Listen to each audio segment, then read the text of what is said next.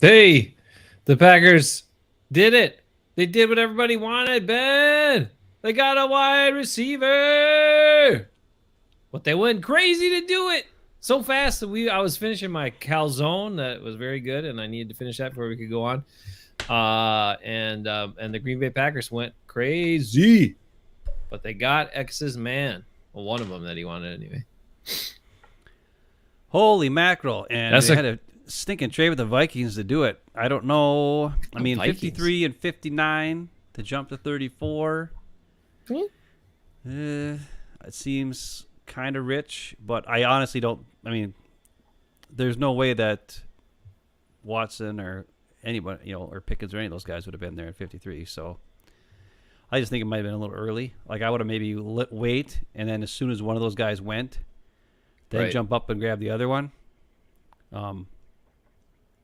But this is upside all the way. I mean, this is potential to be a number one superstar wide receiver. That's what this guy is. Mm. If he can learn how to catch. No. No, seriously though. And run Yeah. and run routes. If he could do that, that'd be great too. Right. But um I don't know. He will help the team now, but they're going to have to scheme him up, I think. You know what I mean?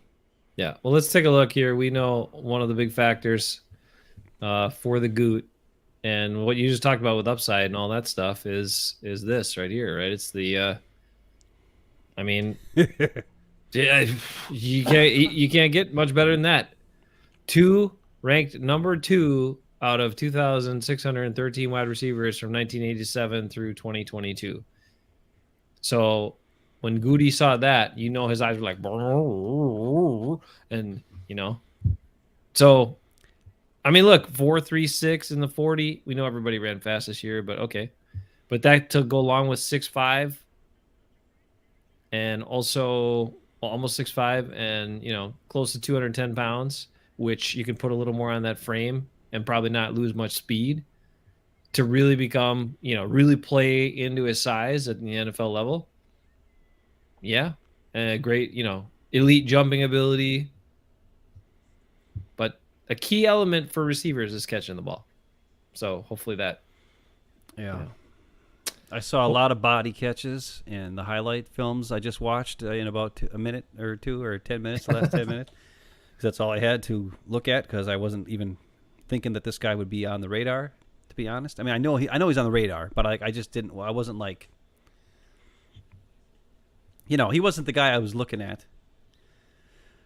I kept thinking Alec Pierce or Right. I think or after George yesterday. Pickens or something like that. Maybe further down the road, not this high at 34, but this is like, he's got the potential to be like Randy Moss. I mean, he's a monster, right?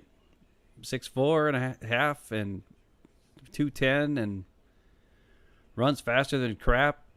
He does in the highlight tape a lot of end arounds. He does a really good. He's good with his hand when he has the ball, when he runs, after the catch or on these end arounds. He can read blocks, he can break tackles, he can make guys miss. He's shifty enough to do that too with his agility. So you're talking, I mean, honestly, he's got all the potential in the world, and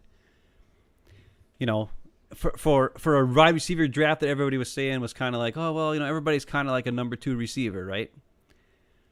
Well, when it comes to potential to be a superstar, this guy is even more potential than Jameson Williams, who was considered to be like the number 1 receiver. Because he doesn't quite. Williams is a scrawny runt. He's like 185 or 187 pounds or whatever at 6'1". Where this guy's 6'4", 210.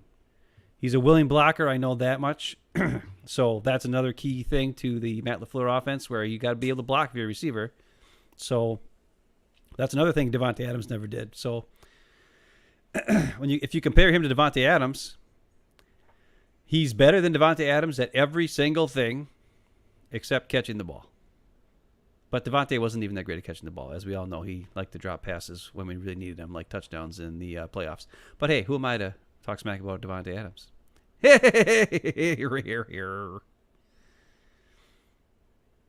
But that's, I mean, a 10 RAS score. You can't get any better than that. I mean, no matter what you do, that's it. That's the number one or number two wide receiver. How's that number two when he's got a 10 out of 10? How's that number two?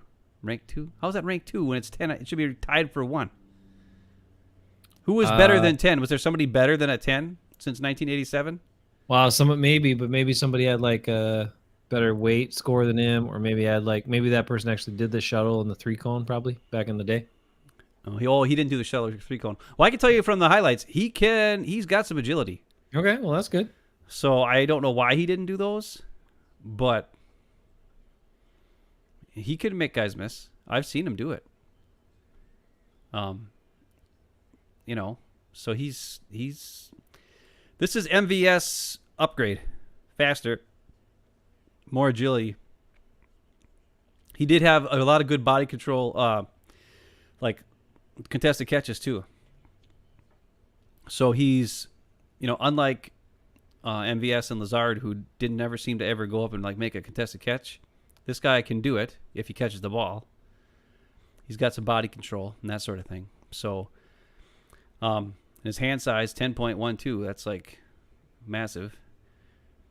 So he's got everything you need except for catching and route running. But those, hopefully, he'll develop that stuff.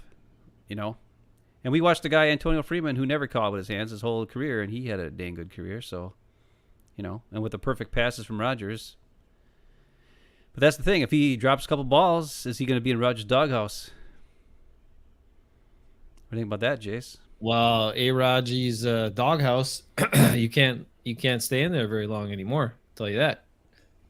Not when you're a second round pick, 34th overall, where you dump two of your second rounders to jump up and get them. Jump way up to get him. Like that dude's got to play. I mean, he's got to play. I mean, he's got to be on the field the majority of the time. And based on what we have, I mean, he might have to be the number one spot. He might have to be the main, your number one receiver as a rookie, based on what the Packers got going on right now. I think what he'll be the deep threat and gadget guy kind of thing. And what they'll do is they'll use him to make the defense have to think a little bit. You know what I mean? This guy will put fear in the defense. So is it worth, two lower second round picks to jump up and grab him to put fear in the defense and make the defense maybe take a beat before they start making a move, because this guy's in motion, moving this way in the backfield? Is it going to be an end around? Is it going to be a screen pass or, any kind of thing? Or if he takes off, if he goes deep, is he going to pull the safety deep with him? Yes, he will. So this is a piece that's going to just, I don't think he needs to be number one, and I don't think the Packers are going to have a number one. That's what I'm hoping. I'm hoping that Rodgers just throws to the open guy. And with Lazard and Sammy Watkins now, and anybody else who's out there, the running backs, Tunyon, DeGuara, this guy is going to open up the field for them. It's going to make the defense concerned. He's going to take up at least two guys, or he's going to at least spread the defense deep enough far down that's going to spread them out and give Rodgers a few more holes to work with. So that what they're doing here with this one guy, they don't even have to pick another receiver, to be quite honest. I don't think, because they've got enough guys on the roster right now who can do all the other things. And this guy takes the top off and also is gadgety, and that's really all they need, is if they run the offense correctly. So I'm starting to talk myself into liking it more and more as I say it. But he's got to show he can catch. We don't need another MVS where the guy, it's a 50-50, where he beats his guy, he's wide open, and then he drops a wide open touchdown for 50 yards downfield that Rodgers had a perfect pass, and then he just drops it. We can't have that crap with this guy. He's got to be better than that. Yeah, he's definitely got to be. I don't know. I don't know how well he battles for balls and stuff. Does he seem to play to his size well enough? Yeah. Like, again, I that's mean, something you he could. goes up and gets balls. Okay, well that's good, and he's got the leaping ability, so that helps. But he's look the one when you look at everything else that's going on with the Packers receivers, and this is the value of having him there, which is Randall Cobb, right? Like Randall Cobb can teach these dudes Ooh. and train them up, and be that veteran leader in the room. Even though he's the shortest guy in the room, he can still be, I don't know how impactful he'll be on the field this year, but his presence with a group of young receivers that need to grow into substantial roles and be like contributors right away is, I think, going to be a key factor. So, Randall Cobb, we appreciate you taking a huge pay cut to stay in town, even though you mostly did it because you didn't want to move your family again because you'd moved so many times in the last handful of years. That's why he did it. Primarily, he didn't want to move his kids around anymore. Yeah, that's what he said, yeah. But we're lucky. We're pretty lucky on that one, to be honest. And I wonder if a guy that's kind of been poo-pooed aside, overlooked the last couple of years, but whenever he's really got an opportunity, looked pretty good. Malik Taylor, maybe he can contribute. Maybe he's a part of, maybe he's a number 4, number 5 guy that actually gets on the field sometimes and gets to do something once in a while. I don't know, man. It depends. It's going to be intriguing to see what they do.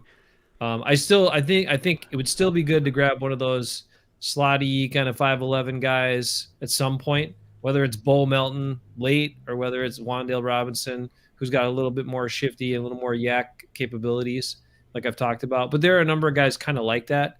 And I just think with what they saw from Amari Rodgers last year, it just doesn't seem like they have a lot of faith in that guy's abilities. Or yeah, but he's a 3rd-round pick just last year. Goody's not giving up on him. He already had to give up on Sternberger, who was a 3rd-round pick. After a couple of years, they had to give up on him. They're not giving up after 1 year on a guy. I'm not saying they're giving up. I'm just saying I don't think they expect much. So you got to have other options and other people that can step in and do the job if that guy comes into camp and still looks as unsure of himself as he did all of last year. Yeah. Well, we'll see. I still think it's, if they draft another receiver, I mean, Taylor and Winfrey and those guys might as well, see ya. You're done. Or your practice squad guys, because, Amari Rodgers is not getting cut. He's not getting put in the practice squad. Not after only 1 year. And when Goody traded up for him to get him, it ain't happening. So he'll be on the team. Cobb will be on the team. Lazard will be on the team. Sammy Watkins will be on the team. Well, okay. Sammy Watkins might be out, maybe, because he's not signed for much, and all of his money is based on his playing time and his stats. So he is a guy who they might cut if he doesn't show something in the preseason or in training camp. But what this gives the Packers, honestly, a chance at a superstar at wide receiver. And, that is pretty exciting. And it gives the Vikings a couple picks later on that they can use to help build their team. Now they've got, 3 second-round picks? Or no, they have 2 because they just traded. They just keep trading back and back and back. Yeah, so they just picked up another second-round pick is what they did. But I don't know. What do you think, Master Schmidt? How do you like that Viking trade? I just saw he's back on here. He left a T. I don't know what his T means, but. Oh, man. So, some people here like the pick. Yeah. Mom Tim likes it. Tim likes it. Mom likes it. Ja Mo's back. Ja Mo says we're happy. Everybody, look, once you drafted a receiver, everyone's going to be happy. Because that's what everybody wanted. But at the same time, the Packers needed to. They had to get some receivers. Now, I still think they need to draft at least one more in this draft. But I don't. You don't? Okay. No. Well, I'll pull up what's on the roster. We'll take a peek at that here in a little bit just to kind of see. But Messerschmidt's saying Watson is a great pick for the Packers, but he thinks he could have gotten 2 at 59 and 53. No. Maybe, but they wouldn't be like this guy. This guy has the potential to be a top-notch superstar, period. Like, that's what we want. We want a Justin Jefferson like you have. Okay? We don't want another MVS who we don't know what he run. He runs deep routes and catches it half the time. No. We want a superstar Jamar Chase type guy, and this guy can be that. He can take over a game and destroy stuff with his talent. And with a quarterback like Rodgers, that's possible. If you wait until 59 and 53, I guarantee all these, Pickens, Watson are gone. Probably Pierce is gone. Maybe they could have got one of the cool, like the really little gadget guys like Calvin Austin III or Jason's guy, Wandale. But they're quick and gadgety, but they don't have the height and speed. They have the speed, but not like the height. They don't have the scariness. This guy will put fear in defensive backs. This guy will put fear in defensive coordinators, and they'll have to worry. It'll open up space for Aaron Jones and A.J. Dillon. It'll open up space for Robert Tonyan, open up space for Lazard, open up space for Randall Cobb. There will be holes to throw the ball and run the ball because this guy's on the field. Period. And if he can catch the ball, he could be a superstar. So it's what this guy does is it's the same thing we talked about 2 years ago with MVS. Mm-hmm. He is the secret weapon to the offense. Without MVS, the offense doesn't work because we need his speed and it's taken over the top.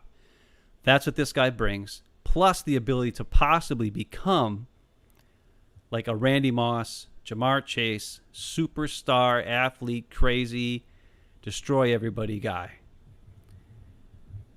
So, holy crap, I'm really talking myself into this guy. I'm making him like a superhuman already. I got to watch it. I got to calm down. You are, man. Did you think the Packers would have 3 picks in the first 34? No. That hasn't happened in a while. But that's pretty awesome. I mean, when you think about it, this is the first. When you go back to when they traded for Jordan Love and they drafted one guy in the top 50 or whatever it was, and that guy didn't play. And the next guy was A.J. Dillon, who didn't play until week 16 against the Titans. And the next guy who was the next guy? DeGuara, who got hurt in week 1. Yep. Right? This time we got 3 guys at almost the same spot that we took Jordan Love. And all 3 of them are going to play. And all 3 of them are going to contribute to this team this year. What's Rick say here? It says he expected and hoped they'd move up. Was surprised to see they moved up that far. Size, speed, should be a good pickup. Whoa. Well, it's like you're saying, he's got all the physical tools and all that stuff. And those are things you can't coach, those are things you can't drill, all that stuff. The things you can drill hands, and sometimes maybe it's a concentration problem. Maybe it's there are tips that you can get if you most of the time, let's be real. Most of the time when guys drop the ball, it's because they're not concentrating on the ball. So can you as a player adjust yourself and play differently, or maybe have some guidance from coaches or, Randall Cobb type wide receivers that you really focus on looking that ball in? Because most of the drops come when guys just aren't looking at the ball. Hey, you want to hear something Yeah. crazy? The Vikings just took the 53rd pick, a 3rd round pick 77, a 6th round pick 192, and moved back up to 42. Wow. Vikings. So the Vikings are on the clock right now. Dang. They also got a 4th round pick at 122. Jeez. I'll tell you what. They kept the 59th pick, so they only dropped, 8 spots? So there must be somebody here they like. I'm guessing it's Andrew Booth Jr. from Clemson. Or did he go out at 41? I don't know who went at 41. Were you watching? Do you have that up? I've been trying to keep it up here. Let me take a look. Who do we got? We have... No, looks like he's still there. Because after Watson, it was Roger McCreary, cornerback from Auburn. Then it was Brees Hall, the running back from Iowa State. And Jalen Petrie from Baylor. Who's after Boye Mafe? That's Kenneth Walker, running back, Michigan State, went to the Seahawks. So they drafted running back. Interesting call. Really? So the Seahawks got a pick from the Broncos, right? And then went with the edge, Boya Mafe, and then they went with the running back right after that. Yeah, that's interesting. Yeah. Huh. Weird. I think the Vikings take corner here. What does Messerschmitt think? What do you think, Messerschmitt? Your Vikings? Viking selection. They're telling us right now.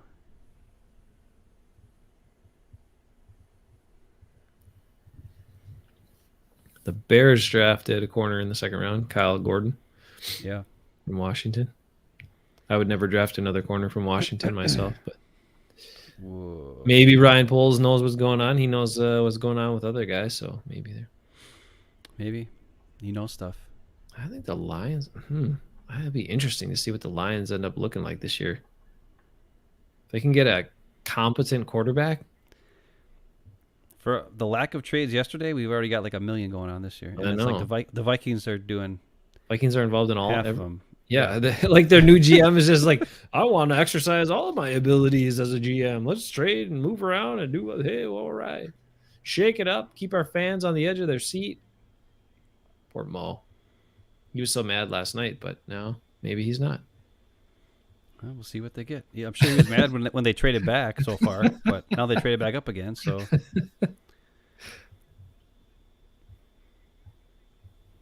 Well, a lot of people in Twitter land happy to see a wide receiver taken. A lot of people all over the place happy to see a wide receiver taken. So, I would guess so. Well, and that's fine. He's saying like he thought it'd be good to get 2 guys later. It's like there's no guarantee Pierce is there or anything. It's like I don't know, man. We need a difference maker. We need a superstar to replace a superstar. We traded away a superstar. We need a superstar potential. This guy is superstar potential. So I'll take it. Yeah. Well, so far,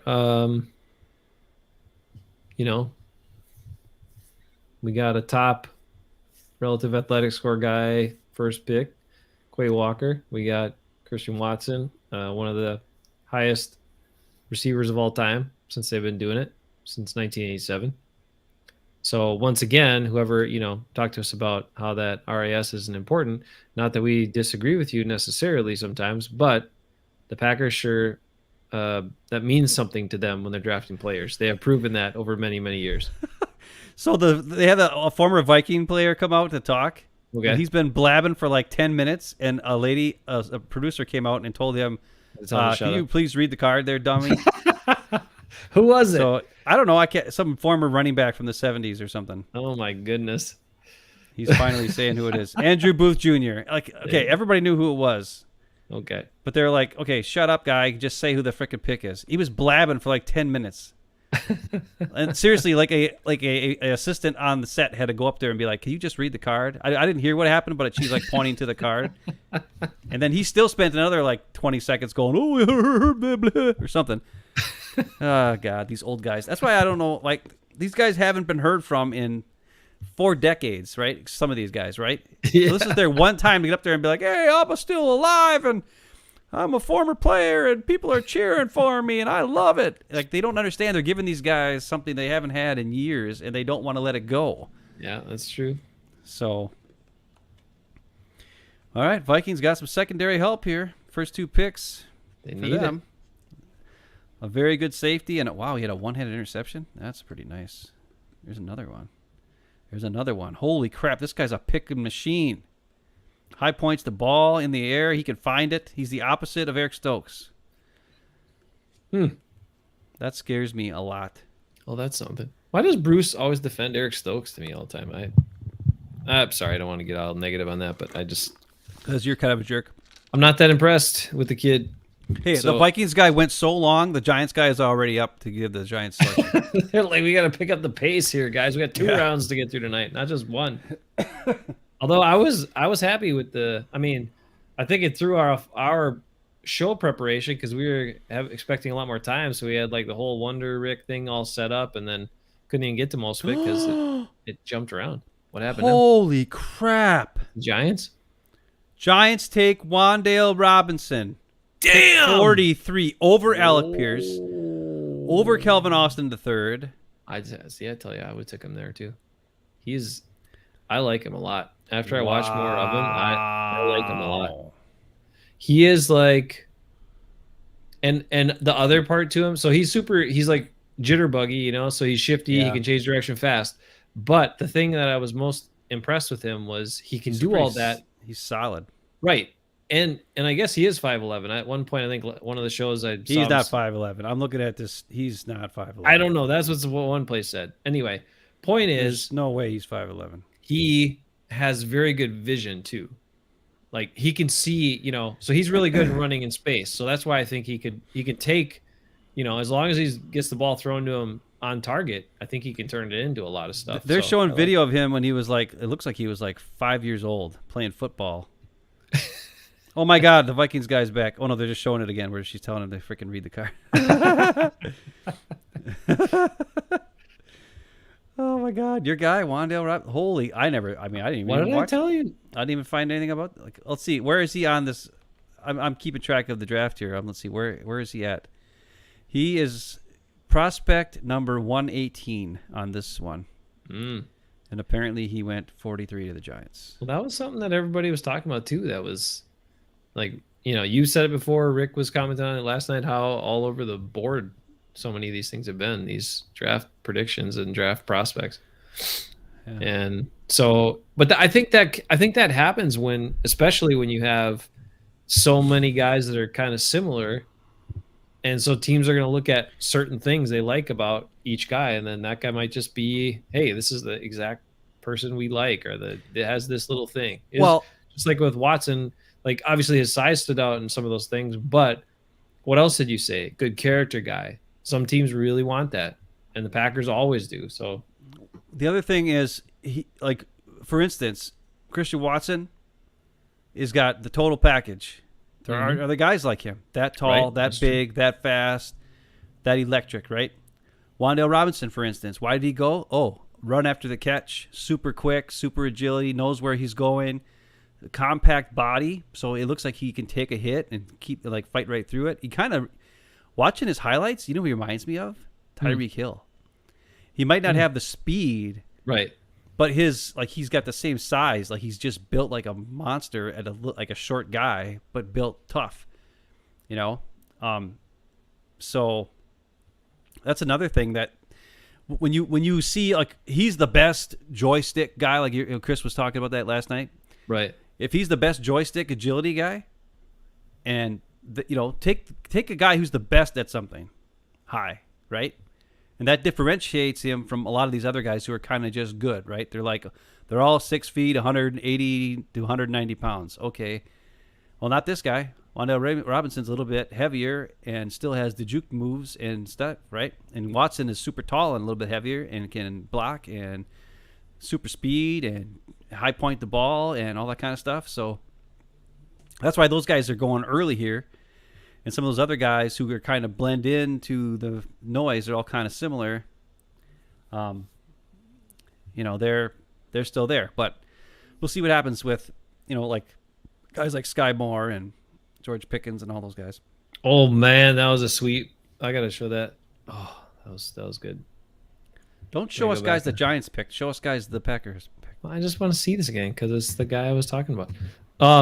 The other thing is they use them, Kentucky used them a lot, like in the backfield. You get handoffs, in the backfield. So that's something that more and more NFL teams are doing, right? So that would be another way to use the guy, get the ball in his hands with some blockers and some space. And that was one of the things I really was impressed by, his vision and his field awareness. So I think, that's one of the reasons I was high on the kid. They list him 5'11" multiple places. I don't think he's quite that tall, but no, there's no way. I just watched a highlight of him, and unless every single defensive back he was going up against was 6'3", there's no way he's 5'11", because they were all way taller than him. There's no way he's 5'11". Here, we'll see if we get busted here for a second. I don't know if we will or not. See if ESPN's tracking us. Busted. I just watch a little bit. Watch this one pass pattern. I want to just see it here. This is the one. Watch this.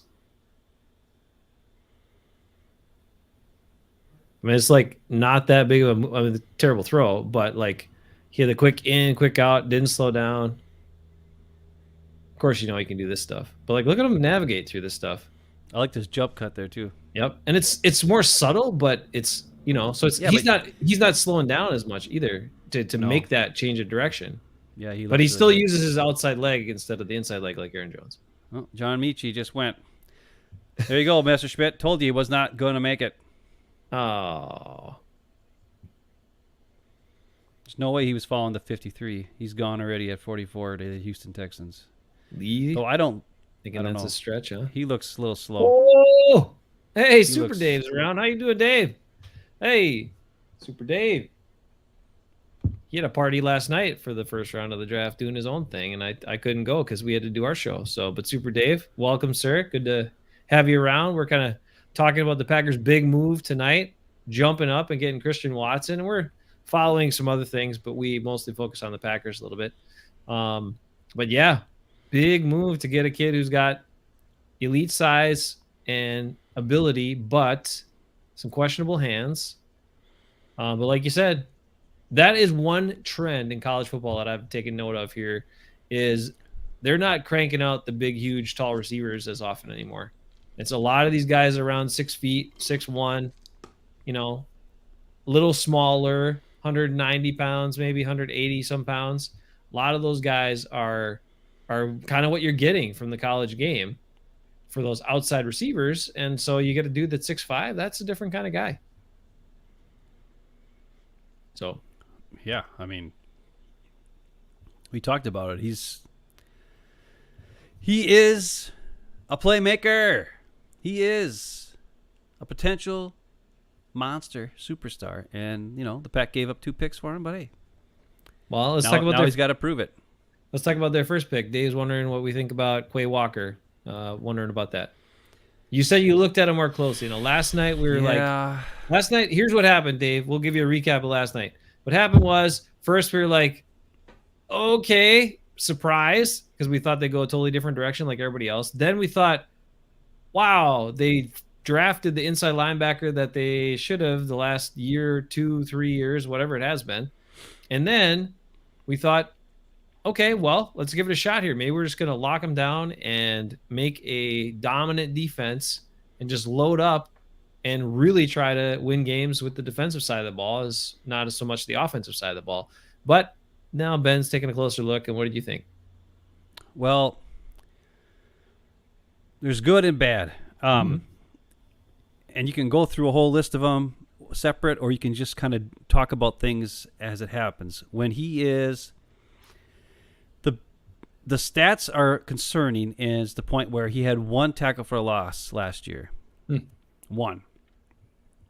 With all the tackles that he had. And with all those incredible defensive players in front of him, I could see how, they were taking some of the tackles for losses away, right? Because they're awesome. Like, for instance, Wyatt was there, had 7 tackles for a loss. Well, if all these big guys in front of you, Davis and Wyatt and first overall pick are all, going in there and destroying everybody, there's not much, left for you to do behind the line of scrimmage, right?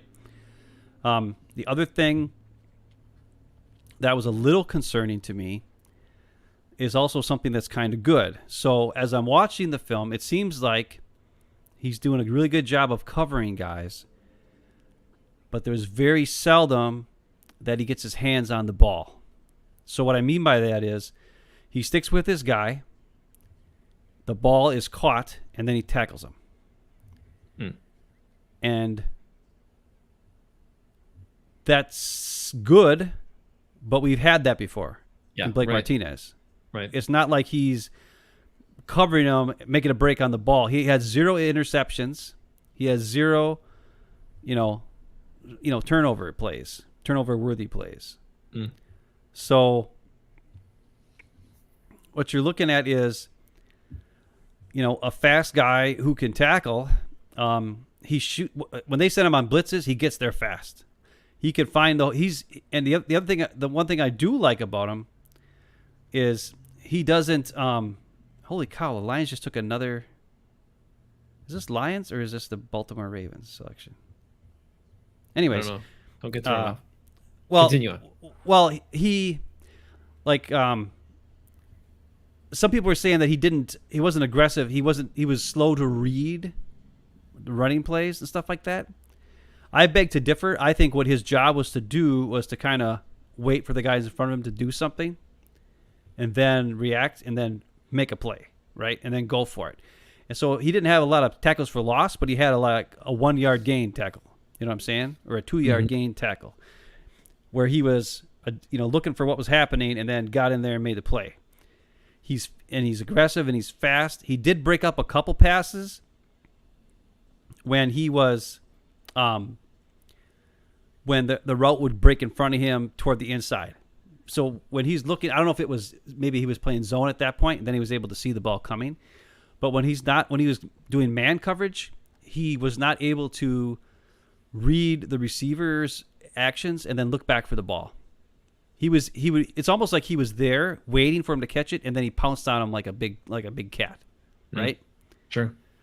Instead of being aware of where the ball was and how it was almost there and maybe get your hand in there and pick it off or knock it down. Like he was in the right position, and if he would have looked for the ball, he could have easily done it if he could have read the receiver's body language or whatever. So those are things I noticed it's concerning. Those are the concerning things, but also good things. Like everything had a good part and also like a weird bad part. But those are things that can be coached, right? Yeah. So that's all I'd say. But his speed, his aggressiveness. The other thing I'd say is yesterday I was talking about how maybe he could be like a pass rush specialist or whatever. I want to say maybe not a pass rush specialist because I don't know if he has pass rush moves. What I mean by that is on third down is maybe send him in on blitzes and stuff. And sure. that, based on the film, he looks great. Like there's a lot of times where they do stunts and then he's not on the line of scrimmage, but he's like lined up at linebacker, right? And then all of a sudden, boom, he just throws the gap, right? Like Wyatt would take an inside move to the left, school the guy in front of him, and the next thing you know, here comes Walker just screaming right down the middle at the quarterback and just destroys him within like a second. Like the quarterback has no time to even look where to throw the ball or anything. So that's all really good stuff too.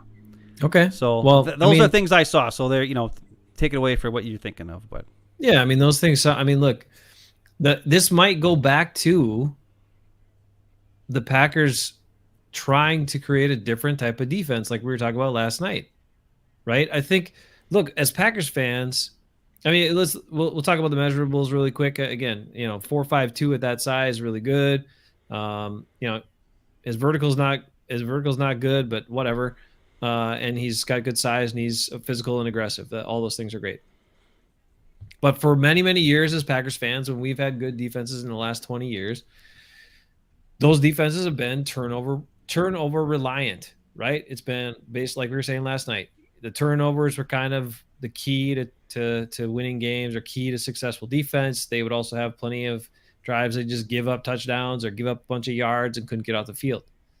So talking about a player that's maybe just more solid and sound, but still can attack and be aggressive, but doesn't maybe have that, pass breakup ability as much, doesn't have the interceptions, doesn't have the splash plays, like in those parts of being an interior linebacker. But key point, guy catches the ball, guy's on the ground. He puts him on the ground. Maybe that is part of what they looked at to say, we want a guy like that because we are trying to build a 3-and-out defense. We are trying to build a shut you down, get us the ball back defense where we're not so reliant on turnovers, because what has happened in the playoffs in games when the Packers couldn't get turnovers on defense when they had those defenses? You couldn't stop the other team. You couldn't get the ball back for your offense. So if your offense wasn't clicking, it was difficult. But what did we see last year in the playoffs? We saw a defense in the second half of the season that really came together. And then we also saw a defensive unit that in that playoff game against San Francisco gave the offense plenty of opportunities. So maybe that's the direction they're going. I was talking with Adam today, the Wild Weasel, and he said, not Yellow Weasel, but he's another kind of weasel. Yellow Weasel. he's like, it's pretty clear from last night that they're going with more of a long-term plan. They're thinking beyond Aaron Rodgers' time here. They're also want impact guys now, but they're building on the defensive side and investing more in that because they think they really have something here. And if they add to it, they could not just be good, but dominant.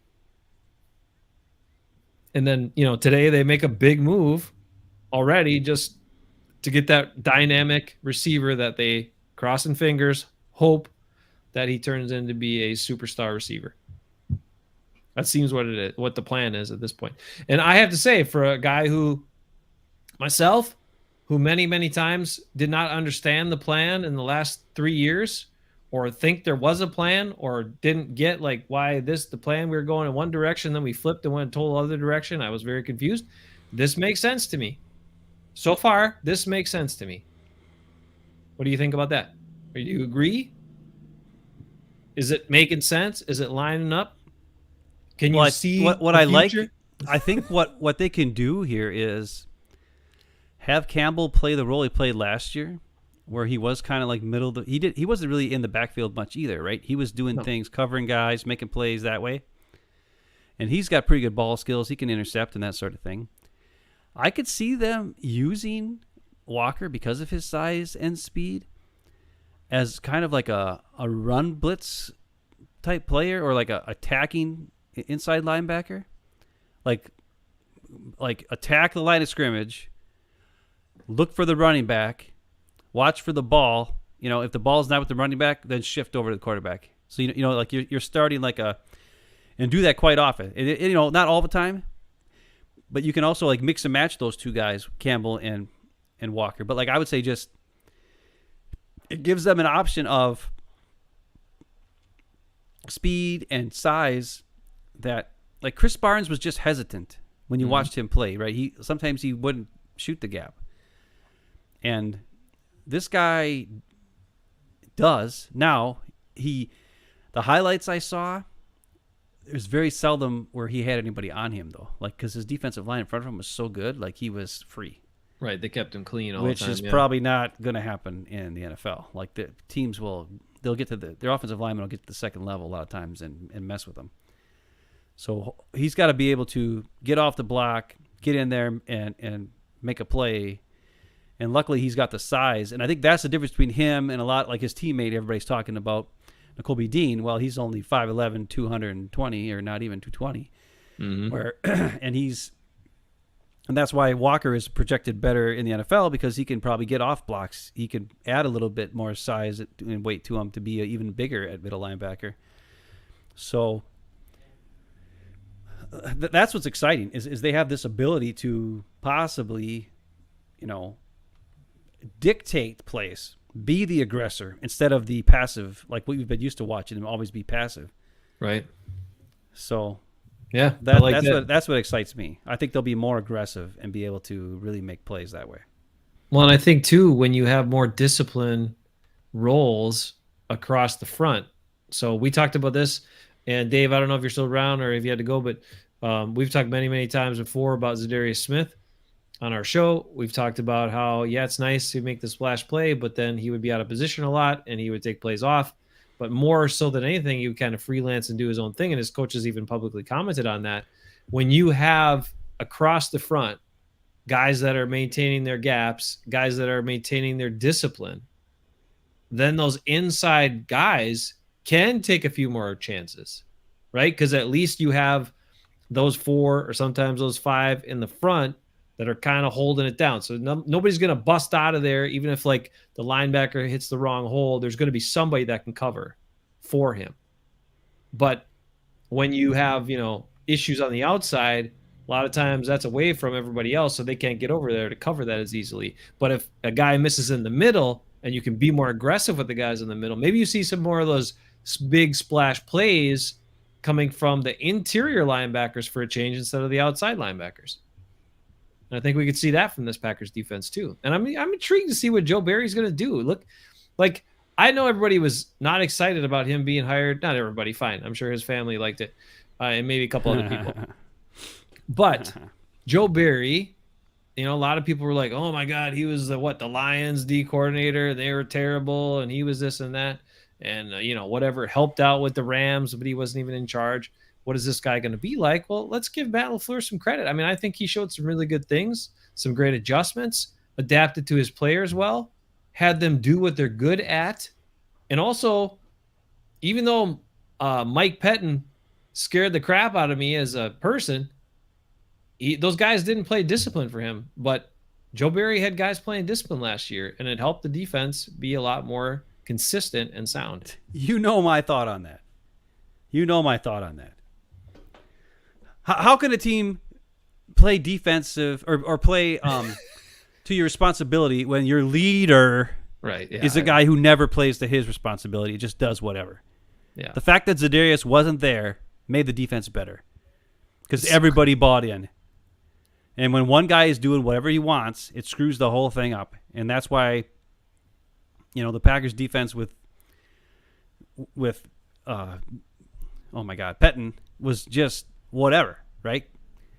Because, you had a couple big, huge plays here and there, but they could never stop anybody.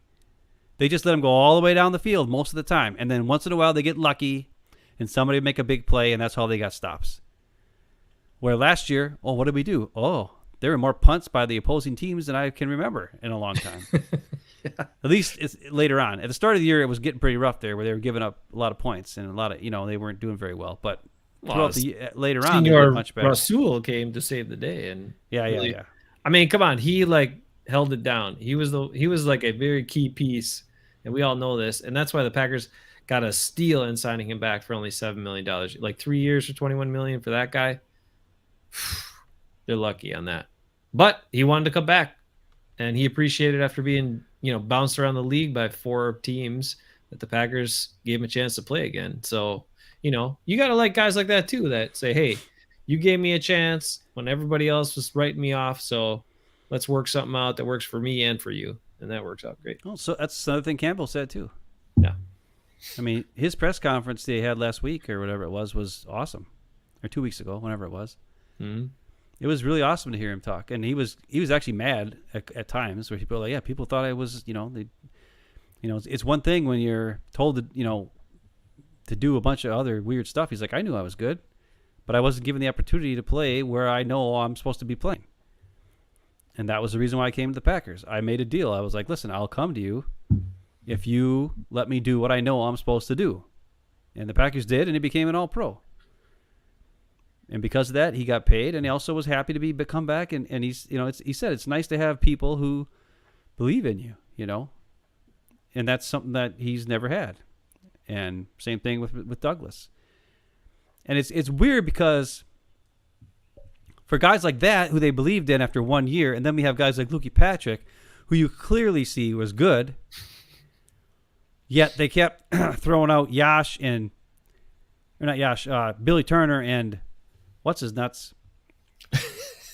Everybody they could. Royce. It didn't matter, man. Royce Newman, Anybody they could get to try to replace him all the time.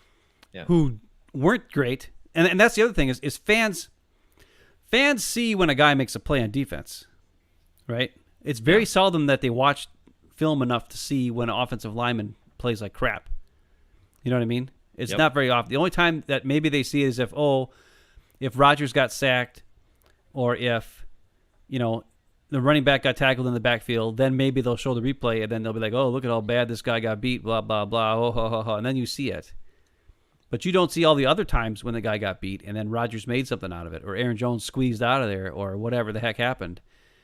And the fact that, and they did give Lukey Patrick his second contract. Like, they brought him back, right? Even though he had this was his third contract he just signed, right? I think. So... but it's interesting because they were able to give contracts to these guys who have been there 1 year, and then a guy who'd been there his whole career, they let him go. I don't know.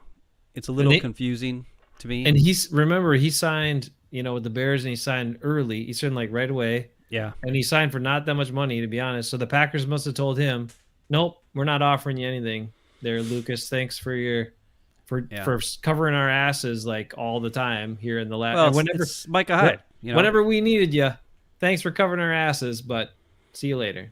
And and we don't need to get into all that, but it's just No, I don't think he can block all the guys on the Packers defensive front anymore. I think now it might be a little bit rougher for him. it's gonna be hard.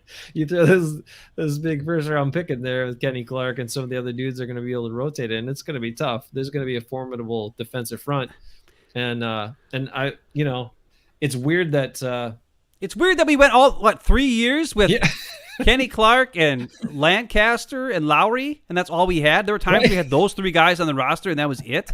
Then we picked up Snacks Harrison for like a weekend. I mean, and now we signed Jerron Reed, and we drafted TJ last year, and now we grabbed this big, Wyatt here. It's like we got a million guys. that didn't even click for me last night. But now it makes even more sense why that was a pick in the first round, because it was also a free agent signing at that position. Yeah. So Goody continues. We talked about that. No, I was just focused on the linebacker part. I didn't even, for whatever reason, in this terrible brain, I think my brain was like fatigued by the Wonderlic questions. Mine was fatigued by the beer I was drinking. Which, by the way, I need to get some more of that. I slept great last night. Apparently, I was snoring so loud. Jesse was super mad about that, and I was like, "Well, too bad." I actually got some sleep for once. That never happens for me. Though she still was laying in the exact. So she went to bed before me because we were doing this show until whenever, right? Yeah. And then I go to bed, and she's laying directly in the middle of the bed, like right in the middle. I'm like, "What are you doing? Like, come on. We don't have a king size. We got a queen size. You can't lay in the middle of the bed." Yeah, that's not fair. It's not fair to anybody. No, it's not. And then she was like, "Well, I wouldn't start there." I'm like, "Bullcrap," because your pillow was like right in the middle. You had to have started there, unless you rolled with your pillow. Nobody does that. But whatever. So I ended up waking up at like 3 a.m. or 4 a.m, and then I watched our show back again, like a nerd. And I gotta say, a self-scout. Yeah, I self-scouted. I got to say that when we were doing the Wonder Rick, as I was doing it, I felt like this is not going over because I was taking the test thing, and I felt like it was like boring. But then watching it back, I was laughing a lot, and I was like, okay, this is funny because we're idiots, and it worked. It worked. But like at the time when I was taking the test, I was like, this isn't working. Plus, we had the whole thing where it wasn't quite working right, we couldn't get the video to work and all that stuff. So it really kind of bogged down, and I was like getting kind of concerned. I was like, all right, let's get going here. I was wondering what was going on with that. But I think we pulled it out. Rick did a great job. There's just that one question that he didn't give me credit for. I'm telling you, it was out of focus and all whacked out, and he kept moving the paper. You tell me how I'm supposed to read that crap. And plus, I don't have the greatest eyesight anymore, and these glasses are like 9 years old. I need to get new glasses. Plus, I need bifocals, by the way. I'm getting so old, I need bifocals. Don't tell anybody. You're not as old as Bruce, though. You're not as old as Bruce, are you? No, he's 48. I'm 47. Yeah. All right. So another couple months. All right. So I wanted to say that too, that I was kind of feeling the same way, but then, Rick MacGyvered it. I mean, that was total MacGyver move. Let's print them off. Let's hold it up to that was like Tim Gunn, MacGyver, make it work. Let's do it. And what we decided today is that we're gonna do the full, actually timed Wonderlic at some point here in the off season when there's not much going on, and we got to do a Friday show, and we'll do it with Rick, and we'll do it when we're in person or something like that, so we don't have any technical issues or challenges, and that'll work out. Oh, okay. So, and then we can legit do it, like time it, because I want to feel that pressure, because I was a little too relaxed. Like I had time to think about some of the math, even though I didn't get it right sometimes. I had time to think about it. But what happens too is like when you're looking at it, the obvious thing sometimes just isn't there in your brain, and that can happen to you too. That one that you got wrong, I was like, how did you get that wrong? Well, I know, because even the first thing was the next month. He's getting married next month. A year from now, it's going to be the 4th of July. What month did he get married? Dude. I know. That one was really dumb. And then it's the next month. So he's the past month. That's all you have to do is June. Come on. It's like one of those first math ones it was really stupid too. I was like, oh my God, just subtract that amount. And of course it's, 50. It's like 50 and 30 equals that amount. But yeah. Well, anyway, those two were the ones that were the dumbest. The ones where I couldn't quite read the thing right, and I screwed up. And then that one that June, July, whatever one we said August. I have the football one. The football feet one. I don't know how you got that. Actually, after I watched it back, I was like, oh yeah, it's obvious. What am I thinking? How I couldn't figure that out right away. Actually, that was kind of a guess. Shh, don't admit that ever. All right, should we take a break and come back? We're closer Yeah, to the let's time the Packers are gonna go. pick. Yeah, let's get out of here. All right, sounds good. Hey, oh wait, what does Josh say? He said if my wife moves to the middle of the bed, oh, you know what's up. Whoa, all right, Josh. If you're in the bed at that Cressy. point and she moves to the middle, yes. But if she starts off in the middle of the bed before you get there and she's snoring when you go in there, it's not what's up, Josh. Just heads up. All right, we appreciate It's that that. your wife is just taking up the whole dang bed, and you want to try to move her butt over, but then you wake her up and then she gets pissed at you, and she has to work today, and I didn't. So I was like, whatever. I'll try to sneak in here, and then I was like, this is not comfortable. I'm getting up. All right, since the Packers surprised us and jumped up to get Christian Watson, who we have on the screen here, and now they got a long time before they pick again, we're going to make this a two-parter. We're going to cut off for a while. We'll jump back on later when it comes closer to Packers selection time. Enjoy the rest of the draft on your own. I got to change my clothes. These are clothes I wore all day at work. I don't want to wear them anymore. And we'll hop back on, I don't know, like a 8:30 or somewhere in that neck of the woods, something like that. We'll see what's going on.